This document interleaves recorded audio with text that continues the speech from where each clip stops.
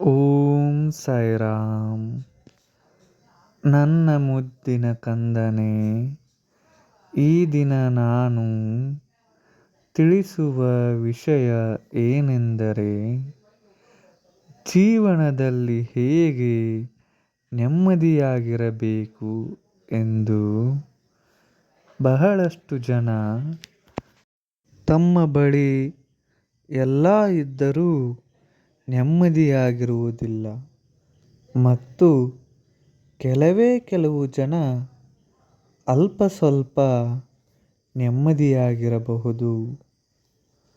ನಮ್ಮ ನೆಮ್ಮದಿ ಹಾಳು ಮಾಡಿಕೊಳ್ಳಲು ಮುಖ್ಯ ಕಾರಣಗಳೆಂದರೆ ಆಸೆ, ಜಿಗುಪ್ಸೆ, ಅಸೂಯೆ, ಪ್ರೀತಿ ಮತ್ತು ನಿರೀಕ್ಷೆ.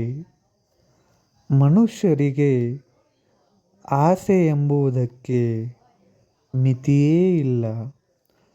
ತನ್ನ ಬಳಿ ಎಷ್ಟೇ ಉತ್ತಮವಾಗಿದ್ದರೂ ಅದಕ್ಕೆ ಧನ್ಯನಾಗದೆ, ಅದನ್ನು ಅನುಭವಿಸದೆ, ತನ್ನ ಬಳಿ ಇರುವುದನ್ನು ಬಿಟ್ಟು ಮತ್ತೆ ಅದಕ್ಕಿಂತ ಹೆಚ್ಚಿನದರ ಬಗ್ಗೆ ಆಸೆ ಪಡುತ್ತಾರೆ ಹಾಗೂ ನೆಮ್ಮದಿ ಹಾಳು ಮಾಡಿಕೊಳ್ಳುತ್ತಾರೆ. ಅದಕ್ಕೆ ಆಸೆಗಳನ್ನು ಮಿತವಾಗಿಸಬೇಕು ಮತ್ತು ತನಗೆ ಏನು ಒಲಿದಿದೆಯೋ ಮೊದಲು ಅದನ್ನು ತೃಪ್ತಿಯಿಂದ ಅನುಭವಿಸಬೇಕು. ಇನ್ನು ಜಿಗುಪ್ಸೆ ಮನುಷ್ಯರಲ್ಲಿ ತುಂಬ ಸಹಜ. ನನ್ನ ಬಳಿ ಹಣವಿಲ್ಲ, ಒಂದು ಒಳ್ಳೆ ಮನೆ ಇಲ್ಲ, ಒಂದೊಳ್ಳೆ ಕಾರಿಲ್ಲ, ನನ್ನ ಗಂಡ ಹಾಗೆ ಮಾಡುತ್ತಾನೆ, ನನ್ನ ಹೆಂಡತಿ ಹೀಗೆ ಮಾಡುತ್ತಾಳೆ, ನನ್ನ ಮಕ್ಕಳು ಸರಿಯಿಲ್ಲ, ನನ್ನ ಅಪ್ಪ ಕೋಪಿಷ್ಠ, ಹೊಡೆಯುತ್ತಾನೆ, ಹಾಗೆ ಹೀಗೆ ಎಂದು ತುಂಬ ಜಿಗುಪ್ಸೆಯಲ್ಲಿ ಜೀವನ ಕಳೆಯುತ್ತಾರೆ.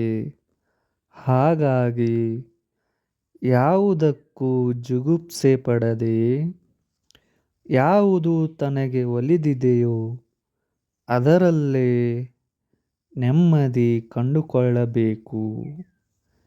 ಈಗಿನ ಕಾಲದ ಜನರಲ್ಲಿ ಅಸೂಯೆ ಜಾಸ್ತಿ. ಯಾರಾದರೂ ಅವರಿಗಿಂತ ಚೆನ್ನಾಗಿದ್ದರೆ, ಇಲ್ಲವೇ ಅವರಿಗಿಂತ ಸಿರಿವಂತರಾಗಿದ್ದರೆ, ಹಣ, ಆಸ್ತಿ, ಮನೆ, ಕಾರು, ಗಂಡ, ಹೆಂಡತಿ ಎಲ್ಲವೂ ಚೆನ್ನಾಗಿದ್ದರೆ ಅವರನ್ನು ಕಂಡು ಅಸೂಯೆ ಪಡುವರು. ಅವರ ಹಾಗೆ ನನ್ನದು ಇಲ್ಲವೆಂದು. ಆದರೆ ಅವರು ಹೇಗೆ ಎಲ್ಲವನ್ನೂ ಉತ್ತಮವಾಗಿ ಪಡೆದಿದ್ದಾರೆ ಎಂದು ತಿಳಿದು ಪ್ರಯತ್ನಿಸಿ ಅವರಂತೆ ಆಗಲು ಪ್ರಯತ್ನ ಪಡುವುದಿಲ್ಲ. ಇನ್ನು ಪ್ರೀತಿಯಿಂದ ಮನುಷ್ಯ ಸರ್ವಸ್ವವನ್ನು ಪಡೆದುಕೊಳ್ಳಬಹುದು ಮತ್ತು ಸರ್ವಸ್ವವನ್ನು ಕಳೆದುಕೊಳ್ಳಬಹುದು. ಪ್ರೀತಿಯಲ್ಲಿ ಮನುಷ್ಯ ಏನು ಬೇಕಾದರೂ ಮಾಡಬಲ್ಲನು.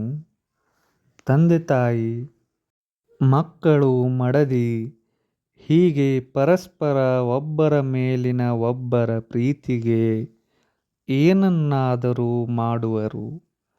ಆದರೆ ಅದರಂತೆ ಅತಿಯಾದ ಪ್ರೀತಿಯ ವ್ಯಾಮೋಹಕ್ಕೆ ಒಳಗಾಗಿ ಆ ಪ್ರೀತಿಯೇ ಅವರಿಗೆ ಉಸಿರು ಕಟ್ಟಿಸಬಹುದು. ಹಾಗಾಗಿ ಪ್ರೀತಿಯೂ ಕೂಡ ಮಿತವಾಗಿರಬೇಕು. ಕೊನೆಯದಾಗಿ ನಿರೀಕ್ಷೆ. ನಮ್ಮ ಆತ್ಮೀಯರಿಂದನೂ ಪ್ರೀತಿಪಾತ್ರರಿಂದನೂ ಸಹಜವಾಗಿ ಒಂದಲ್ಲ ಒಂದು ನಿರೀಕ್ಷೆ ಪಡುತ್ತಾ ಇರುತ್ತೀರಿ. ಆ ನಿರೀಕ್ಷೆಯನ್ನು ಅವರು ಈಡೇರಿಸದೇ ಇದ್ದಾಗ, ಪೂರ್ಣಗೊಳಿಸದೇ ಇದ್ದಾಗ ಸಹಜವಾಗಿ ನೋವುಂಟು ಮಾಡಿಕೊಳ್ಳುತ್ತೀರಿ. ಹಾಗಾಗಿ ಯಾರಿಂದನೂ ಯಾವುದನ್ನು ನಿರೀಕ್ಷೆ ಪಡಬಾರದು. ಓಂ ಸಾಯಿರಾಮ್.